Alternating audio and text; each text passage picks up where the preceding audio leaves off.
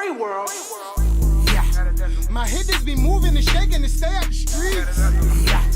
Your hitters be hating, your hitters be looking so weak. Yeah. My hitters be moving and shaking and stay out the streets. Yeah. Your hitters be hating, your hitters be looking so. Snuff the shooter, snuff the looter, snuff the booster, snuff the money mover. Snuff the hater, snuff the player, snuff your hairline, tape up and shape up. Snuff the shooter, snuff the looter, snuff the booster. Hail to the culture, a Washington Redskins podcast. Bryce and Rome back at it again. Not the best day, Rome, but we here, man. What you think? How you feeling? Man, after that Monday night loss, man, I could be feeling a little bit better, but like you said, we here. Yeah, certainly. Me and you both. Well, let's jump right into it with our first segment, the State of the Culture, State of the Franchise segment, in which we discuss the most recent dealings with our franchise. Obviously, the most recent dealing is the big-time loss to New Orleans Saints. Rome. Last week, man, and during this segment, we spoke about what a win would mean for the team. And now that we lost, what does this loss mean? Go ahead and describe it for us. Put it into words. Well, this loss, really what it means is, what it is embarrassing. What does it mean?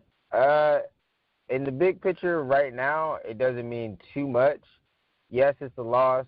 No, they're not a division opponent. Yes, it is a conference opponent, so that could hurt come playoff time when you're trying to squeeze in a wild card or whatnot.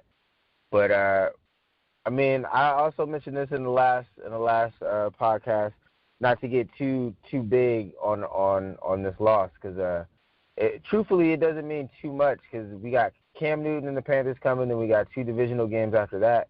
So we got to have a quick turnaround, and they got to focus, man, because they got to fight to stay in it. We're technically still a half game in first.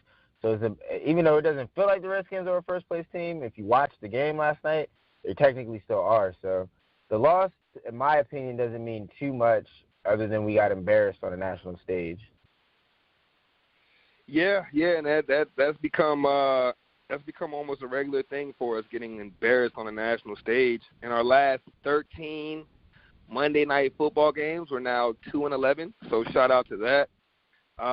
So yeah, for me, man, this loss means, and maybe I'm going a little overboard with it, but this loss means a lot to me, because last time we spoke during this segment, I told you that, like, a win would validate everything we've done to this point, and to me, a loss does the exact opposite. Now you absolutely don't know what you have in the Redskins. To me, the Redskins are now a team without an identity, once again. At least over the first 3 weeks, we could say, well, the Redskins are a quick starter who's going to get out to a lead and then, maybe fall back and get conservative in the second half. At least we were developing some sort of identity. After this game, I've got absolutely no clue where we stand as a team. And it's just a total lack of preparation down from the very top to the very bottom to the players. It's just a lack of preparation, a lack of being prepared. And I'm sure you can hear it in my voice. It upsets me. It definitely upsets me. So enough about what this loss means, because I'm sure we go all day with that, man. Let's jump into some studs and duds. Rome, man, who you got for your stud from the game? It's slim pickings, but who you got, man? All right, well, for the studs, like you said, it's slim pickings. I'm going to go with Paul Richardson. Now, typically, I wouldn't give him a stud for this performance. I think he had like 4 catches, 55 yards, no touchdowns. When I do the good-ass performers of the week, top performers of the week with our boy Nick on the Sports Cipher, I'm normally picking somebody who balled out, had a big game, 100 yards, multiple touchdowns. So nobody did that for the Redskins on Monday. So there aren't any real studs, but like I said, I'll go with Paul Richardson. He had a decent game. He made a nice catch over the middle. I mean, like you said, it's slim pickings. I mean, I'm giving a guy a stud who really just played a football game. He didn't really do much. But for my other stud, I'm going to just go ahead and give it to Jordan Reed, just because, like, he only had 1 catch in the game, but he also had a tackle, and that tackle saved a touchdown. It would have been a pick 6, in my opinion, if he didn't run that dude down. So for my only 2 studs, man, I just did Paul Richardson and Jordan Reed because, I mean, if we're being honest with ourselves, there was no studs in that game. Yeah, and if we're being honest with ourselves, I'd have to agree. But you know what? Let me take that back. if we're being honest, I would have to say there might have been one stud. And shout out to the boy Dustin Hopkins because he had a 53-yarder, which I was impressed with. Hit another one where I felt like we should have gone for it from like our own 30. I don't know. I don't know what Jay Gruden was thinking. Field goals against the Saints aren't going to help much. But shout out to Dustin Hopkins for, being perfect on his kicks. At least we can take that out of the game. For my second stud, the one bright spot I saw, and it wasn't necessarily a big numbers game, but I saw a guy that had absolutely no quit in him, and that was Daron Payne. I was super impressed with Daron Payne, man. Like, he was eating up blocks.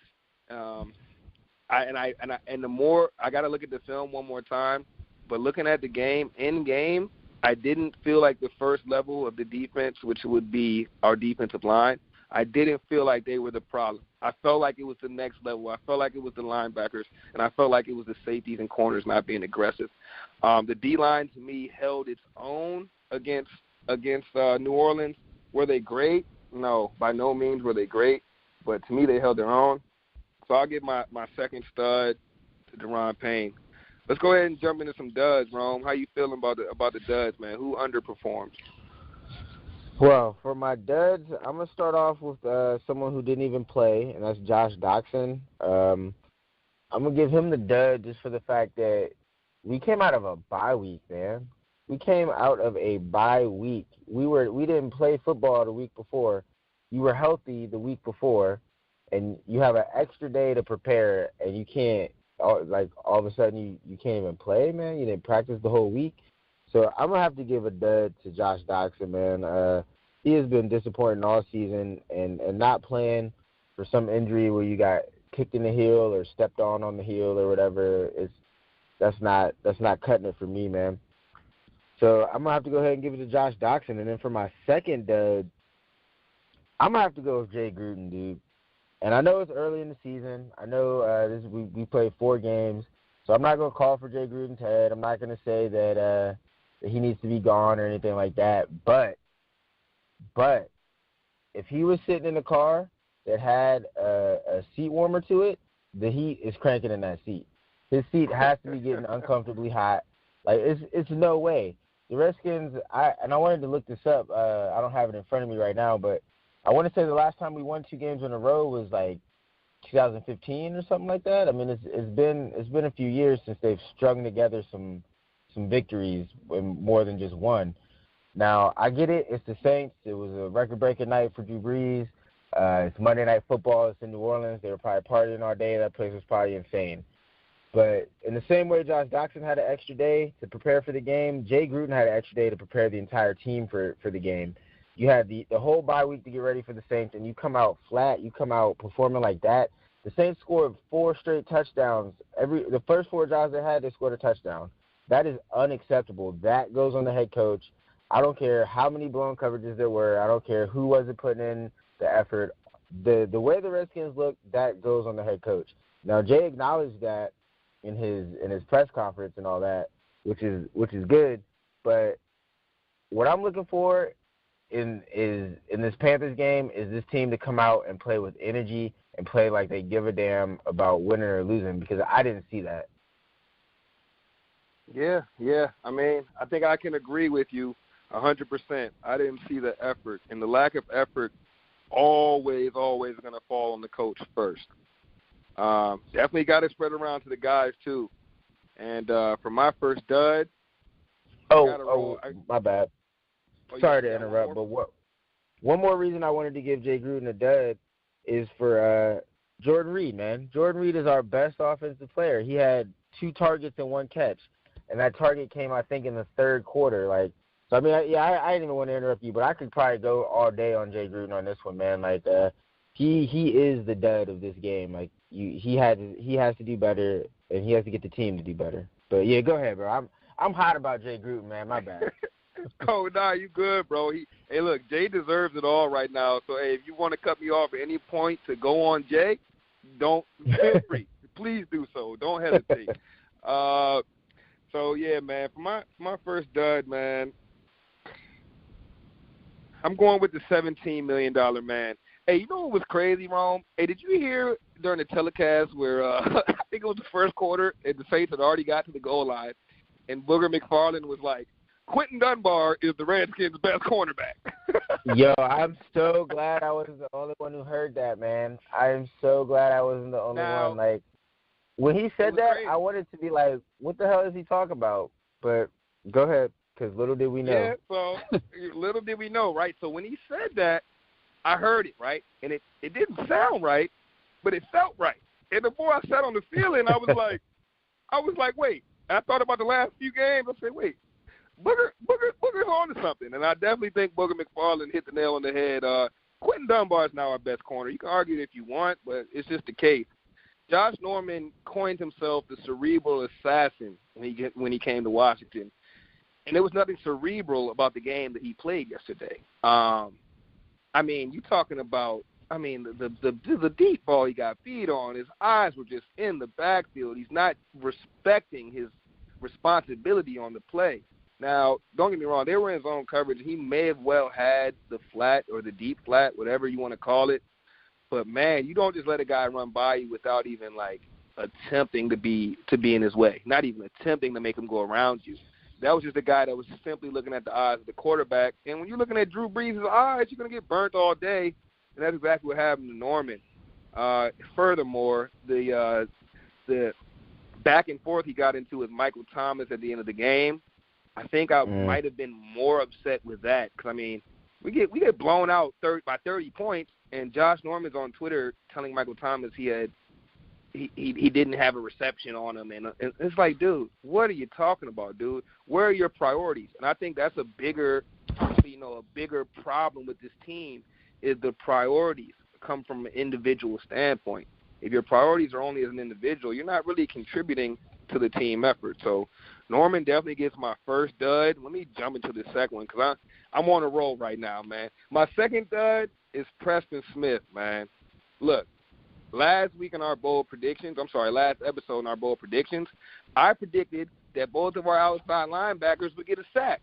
Well, Kerrigan, thanks, man. Thanks for trying to make my bold prediction happen. But Preston, he didn't care about my prediction at all. Preston Smith, not only did he, not get a sack in his contract year, so I guess that's, 0 sacks now in his contract year. Not only did he not have a sack, but the dude got trucked by a quarterback, Taysom Hill. I know he was falling back a little bit on the play, but that's a bad look on Monday night to be getting trucked by a third-string quarterback, a wild option quarterback. It's just a bad look, man. And then to go get blown out by 30. Not making any plays when I predicted you would get your sack. Preston, you got to be my dud, man. Before we move on for the duds, though, because I wanna go back to Josh Norman real quick, because him and Jay, man, we probably could have just made them both the duds together, because their whole little dispute. So with Jay benching Josh at halftime. So I get it. Like I'm on board with you. Josh Norman deserves the dud. Like I don't even think I'm gonna be putting on my Josh Norman jersey this season. Like, so he definitely deserves the dud. But for Jay Gruden to bench him at the half, now listen to this. Think about this. At halftime, as bad as that game was, as good as the Saints looked, scored on their first 4 drives, it was 26-13 when the third quarter started. That game is very much still competitive for the most part. It hadn't looked competitive, but you're down 13 points. That's 2 touchdowns. You can make that up. So I don't know what happened. I wasn't in the locker room. I didn't have any access to see what was going on. But Gruden in his press conference said that him and Norman got into it. They had a little dispute. Gruden made the decision to bench him to start it out. Norman had to cool off, whatever. Greg Stroman got beat on the first, I think it was the 5th play, actually, of the second half for like another 30-some yard touchdown pass. So my question to you, Bryce, and you feel free to give your raw feelings on this, because Josh Norman was terrible. Josh Norman sucked last night. But was he benched for? Was he so bad that he needed to be benched for a 7th-round pick? Because keep that in mind. Greg Stroman is a 7th-round rookie that we put Josh Norman on the bench for. Now, that also factors into me giving Jay Gruden the dub, because I think the game was still in hand, and giving up that touchdown right there, making it a 20-point game, that sucked away any hope of momentum of coming back. Yeah, nah. I mean, I definitely agree with you. I don't think that Josh should have been benched from a play standpoint. What I will say is, dating back to the offseason, Josh Norman has shown a propensity to be about Josh Norman. From the Dancing to the Stars to all the commercials I'm seeing him on, from Eastern Motors to anything else he's on, whatever. Cool. I get it, man. You are an NFL athlete, and you've got the right to push yourself and be as marketable as possible. I'm with that. I'm cool with it. But if you're undermining your coach, because there's got to be a clear, division of labor, a division of power on a team. The coach is a hierarchy. It starts from the owner down to the coach, and it trickles down to every single guy down to the practice squad. And if Norman was getting insubordinate, which I personally wouldn't put past him, then I can see it justified to put it to benching him, but not for a 7th-round pick, not for Greg Stroman. Poor Greg Stroman, man. This dude got thrown into the fire. Yeah, man. Dude got thrown into the fire against Drew Brees, and they gave him I think it was a double move, I remember correctly. Boom, boom, and he's out of there. It's just like, it's not really, it really wasn't fair on Greg Stroman, but Josh Norman's got to be better. If Josh Norman's better, we're not even having this conversation. Greg Stroman definitely got the short end of the stick on that. I mean, you had to come in a game, because I played corner. Coming into a game with Drew Brees already on a roll, and he sees you, a rookie corner out there, come on now. Yeah, man, it's rough. So let's keep it moving. Let's segue into. Let's stay on the skin. Let's stay on this Saints game. But I got a question for you, Rome. So last week, and you brought it up a little earlier. Last week, you made a great point in saying that we shouldn't get too high or too low on this game. Whatever happens, and we should move on from it and go on business as usual. Now, the fan base definitely has a strong reaction to this loss overall. Would you say we're overreacting? Are me and you overreacting? Are we getting ahead of ourselves with our slander to Gruden and all these duds, man? Or is this warranted? I would not say that we're overreacting. I would say, now, because I'm not calling for Jay Gruden to be fired. I think he should still be the coach. I don't think we need to switch coaches today or something crazy like that. I think it's completely a fair analysis for any fan or anyone to say of Jay Gruden, hey, man, our only 2 losses this season have been embarrassing. Our only 2 losses this season have been flat out embarrassing. That's the problem. Why is it that we can't string more than one win together? Why is it that we beat the Arizona Cardinals and then you got players showing up in suits and ties being funny and then we lose to the Colts that week? Why is it that we beat the Packers one week, look pretty good, then we have a whole bye week, time off, extra time to prepare, and you come out and you can't even stop the Saints? You can't stop them at all. So I think it's completely fair for anyone who's questioning Jay Gruden. I mean, listening to his press conference, he's taking the blame. He's questioning himself. Or not questioning himself, but he understands that he has to do better. So I wouldn't say it's an overreaction at all. I mean, we just lost 43-19, was it, on Monday Night Football? So, no overreaction.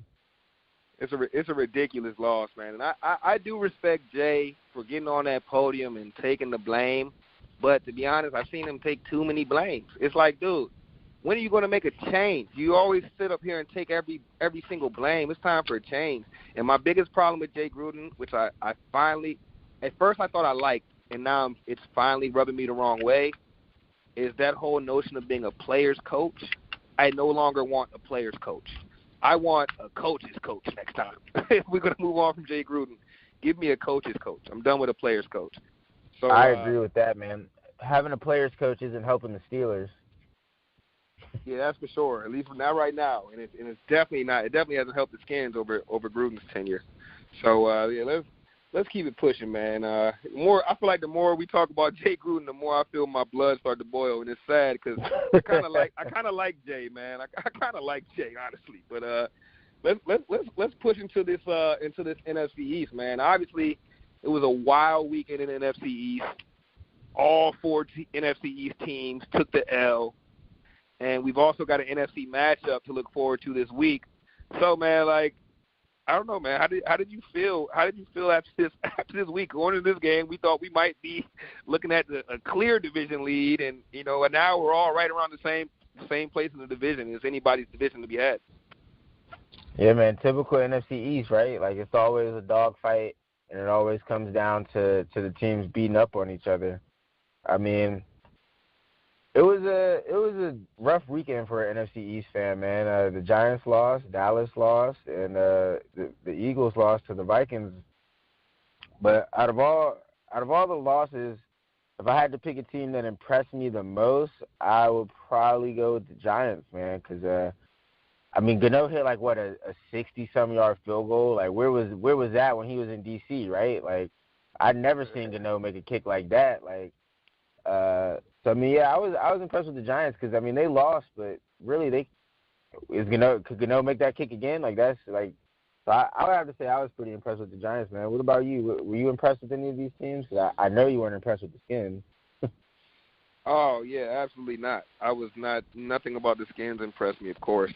Like you, I was slightly impressed with the Giants. They battled.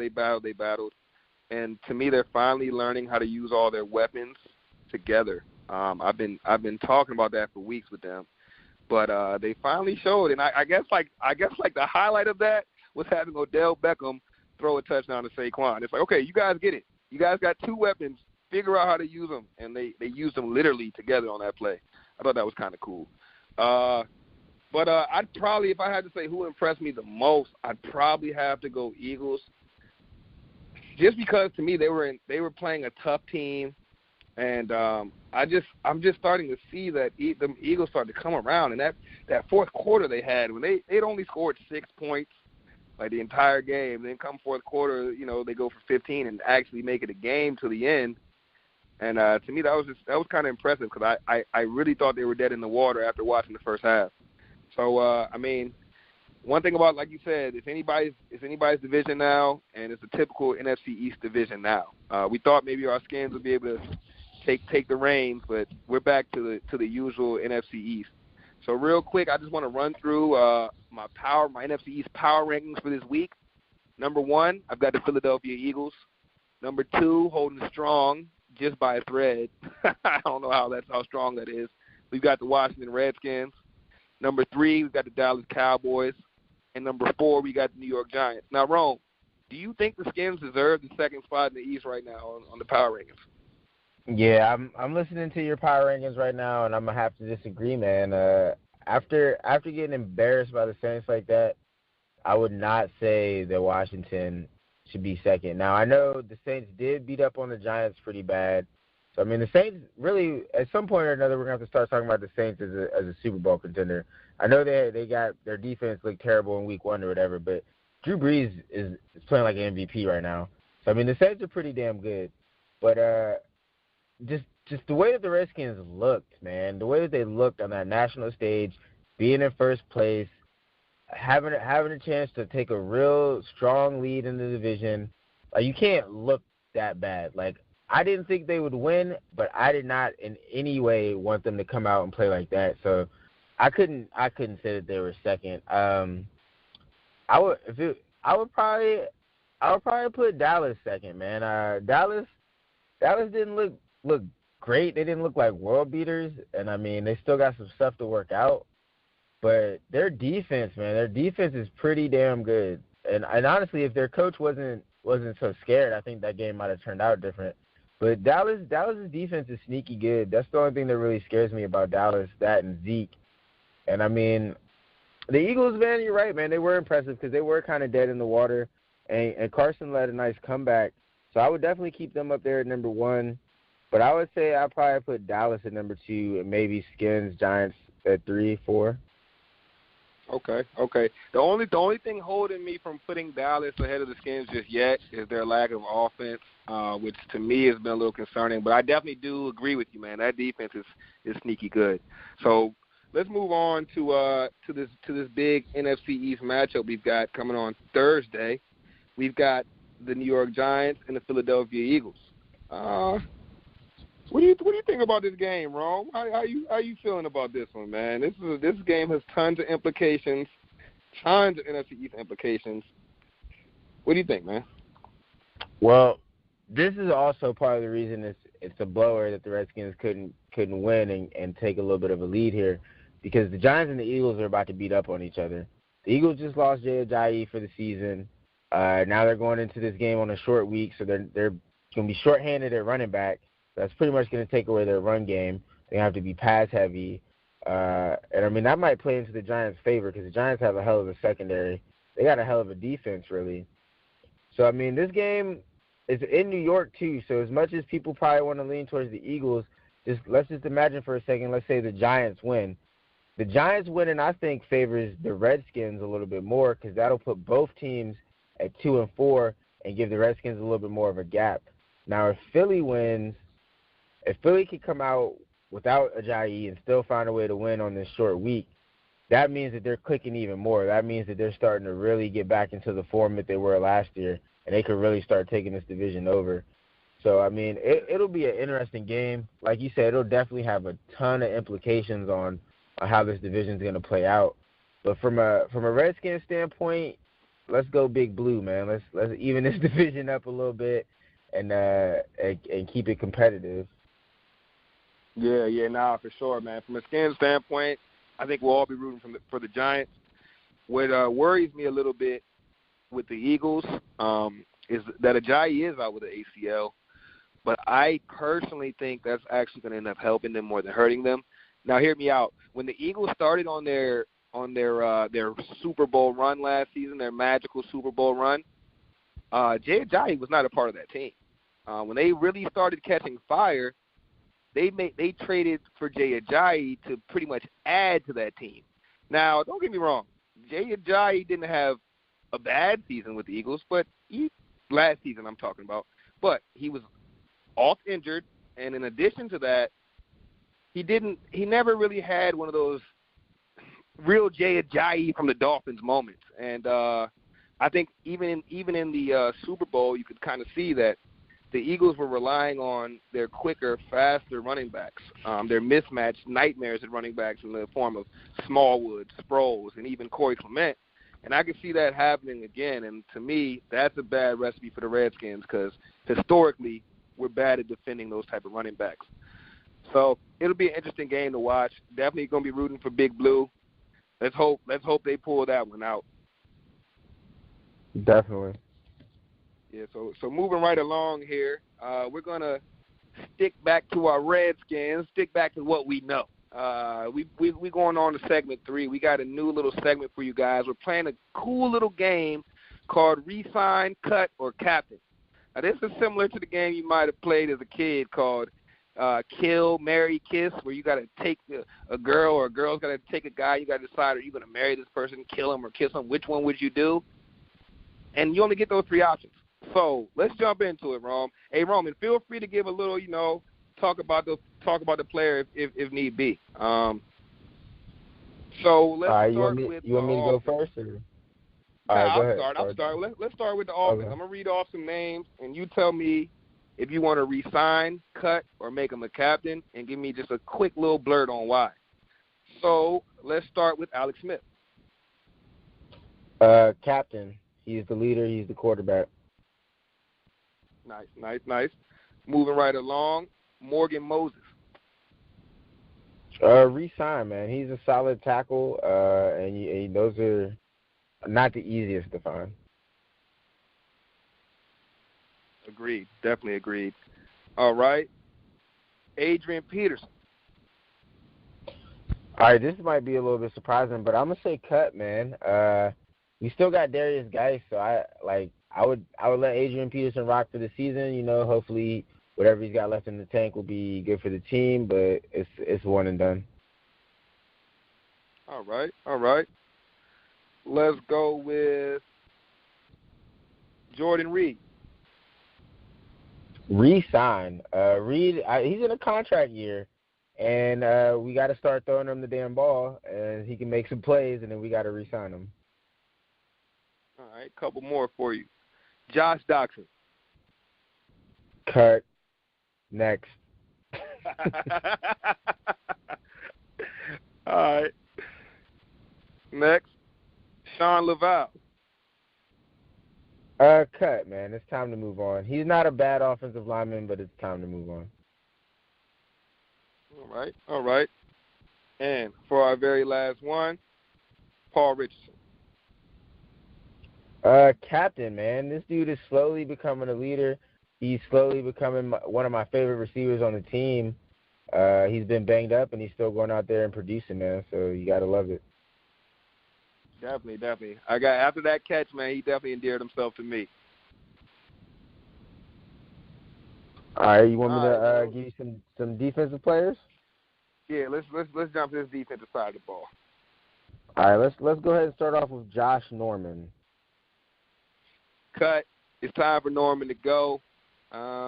Like in the words of the great Booger McFarland, Quentin Dunbar is the Redskins' best cornerback. Yeah, I hear that, man. All right, how about Jonathan Allen?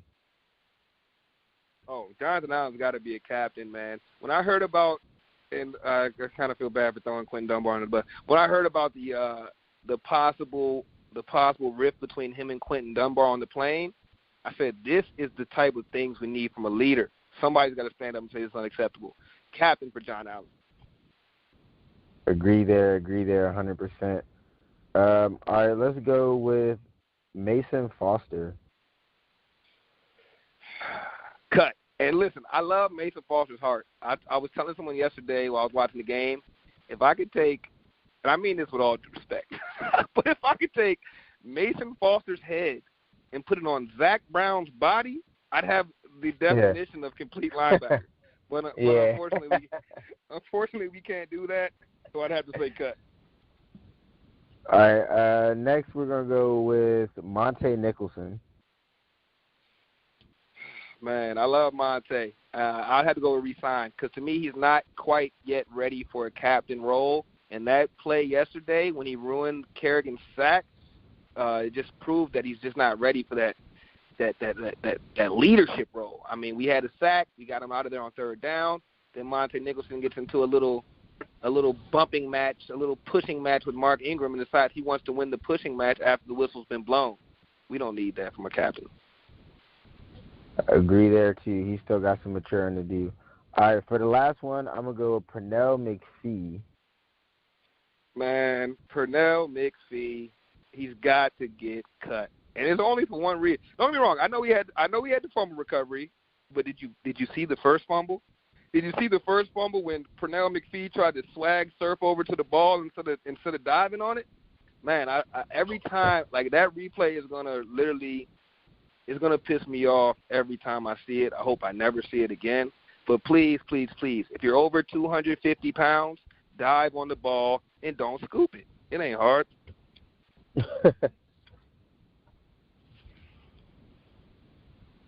All right. Well, I think that's about the other for Resign, cut, or captain. I think we only got about one or straight to the point on those. Yeah. Yeah, I think we only got one or two captains. We got a lot of cuts, so we might need to look at some free agents when this season's all over. So let's after doing that, let's jump to around the league, man. Obviously, we got some big things happening in the league over the weekend. The Chiefs stayed perfect. Patrick Mahomes still killing it. And I got to ask you the question, Rome. With Pat Mahomes going off, this isn't the first time Andy Reid's given us a quarterback. Did Andy Reid get us again? Is he doing it to us again? Did he sell us damaged goods once again? Trading us old quarterbacks, getting rid of his old quarterbacks. I don't know, man. I'm really hoping that's not the case because I, for one, definitely fell into it with that whole Donovan McNabb fiasco back in 2010. I mean, it's hard to say. Alex Smith is coming off his worst game as a Redskin, but he hasn't had very many games as a Redskin, so it's definitely hard to say. But I mean, right now, Alex or Andy Reid is looking like a smart man yet again, trading the Redskins the quarterback he doesn't want, going with a guy who's better. Yeah, that's right. You're right about that, man. Let's just hope that it works out a little better for us this time. I got one more question for you, Rome. Let's jump into well, let me phrase it like this. The NFL is a crazy league, and it's definitely a league of parity. Over these first few weeks, we've seen a lot of teams that we expected to be good be not so good. And right now we've got a pretty deep list of 2-win teams in the NFL. And, Rome, I want to get your opinion on these teams, and I want to know, in your opinion, who's the most likely team to contend and to be an actual Super Bowl contender off of this list. So these all everyone I'm going to name only has 2 wins. So we've got the Packers, we've got the Steelers, we've got the Eagles, we've got the Vikings, and we've got the Seahawks. Which one of those teams do you see as a contender down the line? I'm going to have to go with the Vikings. And I'm going to have to go with the Vikings because their defense and because Kirk Cousins is making $84 million. If they aren't in the playoffs and contending, then the front office looks bad. Kirk Cousins looks bad. Like the Vikings have to not only make the playoffs but contend in the playoffs because that's what they did last year. They felt they were only a quarterback away. They went out and got that quarterback. So I go with the Vikings. Now, you're right about that, man. They literally made that play for Cousins expecting to get over the hump. And if they don't get over the hump, that would be super disappointing. Personally, man, I got to go with the Steelers. I've still got a feeling that Le'Veon Bell's coming back for the Steelers. And I think once he does, they're going to hit the ground running. And I just can't see an explosive trio, even if you don't have Le'Veon Bell, even if you just got Big Ben, AB, James Conner, and then even throw Juju Smith-Schuster in there. I can't see that team being held out of contention. So it'll be interesting to see which one of these teams comes out on top. So thankfully, neither one of those teams are on the Redskins schedule this year. No, you're right about that, man. The way we looked, especially the way we looked. So, hey, one more question. Speaking of the Redskins and their schedule, let's get back to this last game one more time, man. Obviously, Drew Brees did his thing, broke the record. Had his babies down there, had his wife down there, he might have had his whole family. Might have had his whole family. Cousins was down there. Aunts and uncles came to visit. Right. Grandma brought her casserole down. It was crazy, but I got a question for you, man. Did you? And maybe this is me being salty, being a little bit of a sore loser, but did you feel like that celebration of Brees' record was a little bit of an overkill? So the only thing that really annoyed me when I was watching it live was when all the players gathered around him and started jumping and doing all that. Because I was at that moment, I was yo, the game's not over. Y'all could still lose this game. And I know it wasn't looking that way or feeling that way at all, but it was the second quarter. And I was all right, chill. I mean, as far as his family coming down, I was cool with that. I like that about Drew Brees. He's very family oriented. I think that's cool. They can share the moment, especially his sons and stuff getting to share the moment. That's real dope to me. I mean, that's really what it's all about, stuff like that. But it took longer than I thought it was gonna take too, man. I was they even had the dude, Hall of Fame dude, out there in his white gloves, making sure he's touching the ball so the ball don't get messed up and. I feel like a little bit of it is salty fan, but I mean it is what it is. Drew Brees deserves it. I'm not gonna throw shade on Drew Brees. He's the all-time passing leader. He did it in New Orleans, and what he means to that city and that whole community, really. So I mean, it is what it is. Congratulations, Drew Brees. Yeah, definitely shout out to Drew on a hell of an accomplishment, man. I thought the league went a little far. Maybe it's because my team was on the losing end, so maybe I was just being salty, like I said, but thought they went a little far. Like you said, the white gloves, they got the guy coming out there with the record, with the piece of paper to hand it to Drew. Dude, we're in the game. We're in a football game, and you got I don't know. It was a little weird. They had Drew Brees running off with the certificate he's this is middle school or something. He got a award on the field. Come on, man. It was a bit much. I'm not gonna lie. But congrats, Drew Brees. Definitely rubbed me the wrong way. I've got a feeling that before the season started, they looked at the schedule and they said, all right, Drew Brees is going to break this record in week 4 or week 5. Who should we have him play in prime time? Who could they definitely beat Monday night? I know. Me and you are on the same page. It's a conspiracy. The 2-11 Redskins. Yeah, They haven't won a Monday night game in years. Yeah, definitely. It's man. not a So, coincidence. I'll take that one. I'll take that one to the grave with me, man. So, hey, jump into our greatest Redskins, our fifth and final segment of today's pod, man. Greatest Redskins countdown. And you guys don't know. Let's end this on a happy note. We got to give it a high note, man. Each week we give you guys one of our personal favorites. Don't get us wrong. Don't get us misconstrued. This is not all-time greats.